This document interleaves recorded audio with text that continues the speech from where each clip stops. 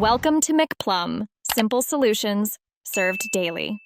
You start by selecting the exact range that needs fixing, not the whole sheet. This prevents accidental changes. Once selected, set horizontal alignment via Format Align and choose left, center, or right, and use Format Vertical Align for top, middle, or bottom. Make sure to clear direct formatting first if results look inconsistent. Use clear formatting or Ctrl+/. If cells contain wrap text, enable Wrap Now. That influences vertical alignment. This gets alignment controlled before deeper fixes.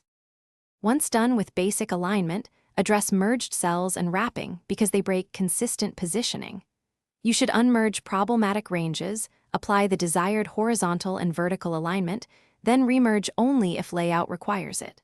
Also, enable wrap text to keep content visible and adjust row height to suit. Wrapped content changes vertical centering. Make sure number and date formats are correct. Since numbers default to right alignment and text to left, reformat values if a uniform look is required.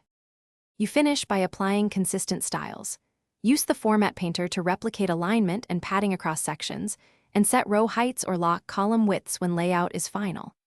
Once done, protect ranges if editors should not change formatting.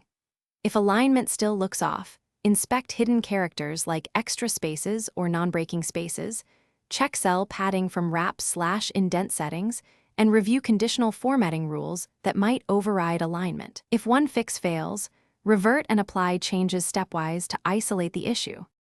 Thanks for watching. Stay juicy and subscribe.